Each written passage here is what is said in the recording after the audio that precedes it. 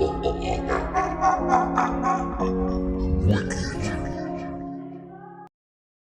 breaking up or things start going bad at home, you say, she will cry and seek sympathy.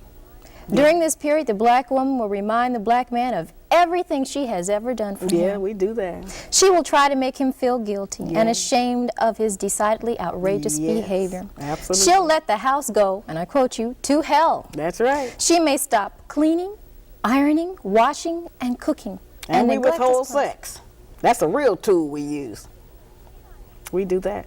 But if you would cheat on me or walk out on me... Well, see, that's what I'm saying. We have to get into definition. Who told us that was cheating? Where did that idea come from that that's cheating? And I'm not saying that a lot of men are not just running around. I'm not talking about that. But if a woman finds out that her man has been with a woman while she's been with him for 3 or 4 or 5 years, that's a serious commitment and relationship.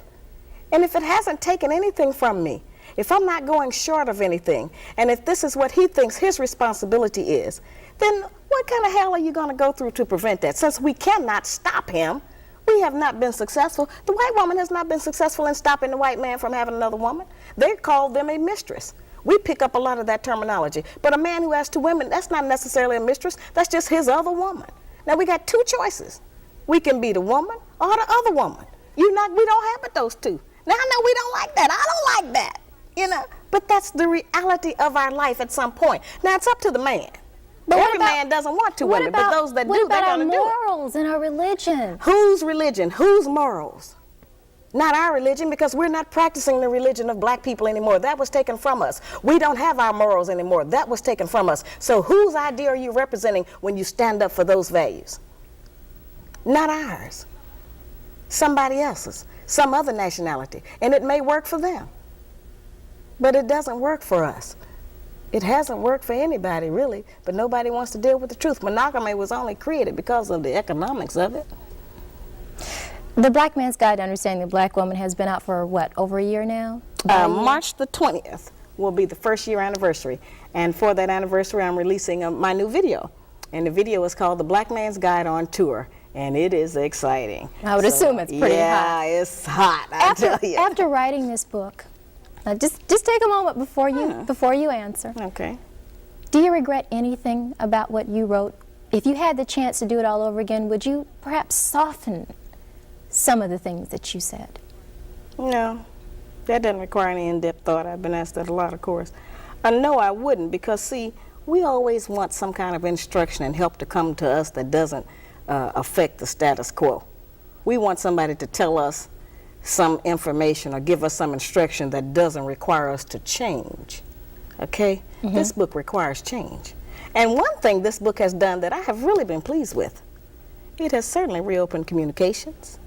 And a lot of us as black women, because of what here seems like it's just so radical, are willing to make a lot of concessions now and cooperate a lot of other kind of ways to keep from having to do any of these things that I list in here. So I have letters from black men who just write and say, listen, thank you, my wife is cooking better meals now. I have letters from children that say, thank you, my mother quit her 2nd job, she's home with us now at night.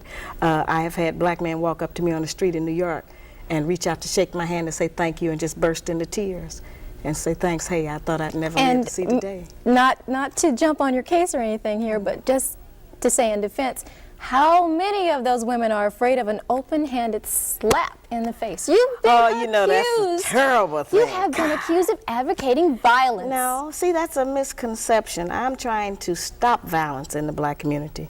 Now, we know, Raven, that domestic violence is at an all-time high in the black community. Black men currently are kicking us, blacking our eyes, knocking our teeth out, stabbing us, shooting us. They're doing a lot of horrible things to us. All right, so what I'm trying to do is to put some direction on that. One of the problems we have is that we don't know that change happens in degrees and stages. So if we just tell our men don't hit women, they're not going to do that any more than they're going to say no to drugs. You know, that doesn't work in that way, just to give that kind of instruction. So let's first put some controls on it.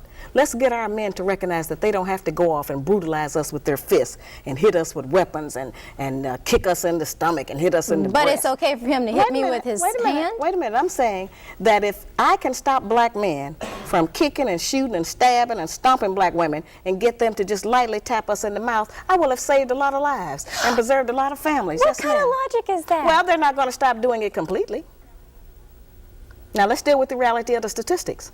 40% of our women are brutalized. So I'm trying to get the men to stop doing that to us. The Red Cross suggests the same motion, and nobody's ever jumped on them. If a person gets hysterical, you slap them in the face to bring them back around to reality. And I'm not even saying a hard slap. And let's go over that, because that's something that's confused all over the country. I'm so tired. That's the national anthem of black women. Now, at first I thought they were really upset, but I think it's been kind of a smoke screen. They're trying to use that to get black men not to read the rest of the book. Okay, this is what it says. If the black woman is brutalized repeatedly, the relationship will fail, and the black man will possibly be arrested and charged with cowardly abusing a woman. This is not the goal. Make no mistake about it. No black eyes, no punching in the stomach, the breast, no stomping, and no uppercuts. Analyzing the options available to the black man when the black woman's mouth, verbal abuse has been proven to be just as violent and harmful as physical abuse. When her mouth becomes uncontrollably disrespectful, they total only a few. He can walk away from her, leave the house, get drunk. We know men do that. He can go to his other woman and complain. He can quit the relationship, leave the woman. He can try to argue back and lose. Nobody can out-argue us, okay? Or he can seek counseling or sympathy from friends. Now, those are the only options any man has when a woman is running off at the mouth to him. Or he can offer her a sound, open-handed slap in the mouth. That doesn't go from point A to Z. There's a lot of other options in there that our men use. I'm just describing what happens. Ordinarily, when he gets to that point 6, it's not a slap, it's a brutal hit with a fist. I'm trying to stop him from doing that to us. And I'm trying to get us to control it differently. No kind of violence should be advocated. Well, that's not advocating violence. The violence is already going on. I'm trying to stop it. I'm trying to put some controls on it. Shahrazad, and that's something that people don't understand. You are a mother. Yes, I have 12 children. How would you feel if your daughter called you at 2 a.m. in the morning and said, Mom, he hit me? Now, you're a mother now. You're a mother. Well, I'm not emotional like that. I'd have to say what happened. Put him on the extension and let me find out what happened. There are many women out there who would like to know, are you married? Of course I'm married. Yeah, now you know I'm with being with a man. I'm not ashamed to say I need a man. No, I need a man. I'm one of those with men. I had to have a man. I am not ashamed of that. My first husband died in 1985, unfortunately, of a heart attack.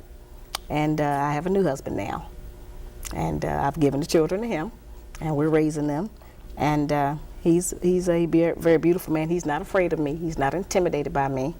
And he knows me, and he has read the book. Okay? He is in agreement with my campaign.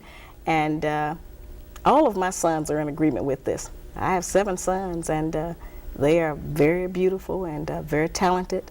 And it's very interesting to see how, as a result of me teaching them differently, the girls that come there, they don't run the same game on them. You know, like they can't come into our house with the mini skirts on. Mm-hmm. They can't come in with the skin tight clothes on. You are Muslim, may I add that? Oh, of course, okay. But I'm not teaching our people religion. Okay. They already failed that course. I wouldn't dare try to teach black people religion. But does that influence the way you Islam stroke your influences pen? everything that goes on in the black community, because that's what we were before we were brought here as slaves. So yes, it certainly has influenced my life. Can I jump back? It's not a book on religion, and I don't bring it into it like that. Sure. I want to jump back for just a moment. You said there are 3 kinds of black women. Where do you fall? Probably somewhere, the categories overlap, probably between the 2, 3. And how do you criticize yourself? Well, as I said, I work every day to be a better wife, better mother, and I have not said I'm perfect. You know, I'm a victim of all of the things just like all of the rest of us are. And I don't say that all black women do everything in my book. None of us have lived long enough to do everything in the book, but all of us do some of them. And every time that we do them, then it serves to break up our relationship and run our men away from us, when that's not really what we want at all. We really want him to run toward us. But sometimes we function in such a way that makes him be outside looking for peace of mind with somebody else, because we withhold the peace because we're mad at him about something, you know. I go around trying to tell black women, if one of the things we can do for our men is just smile when we see him coming, you know. If you get with these ideas, the first thing it'll do is relax the muscles in your face. You won't be so uptight all the time. It'll make you beautiful. What are you teaching your daughters regarding to this philosophy? That to be able to judge things on an unemotional basis, to try to go by the actual facts of what is presented to you instead of how you feel about it. Our people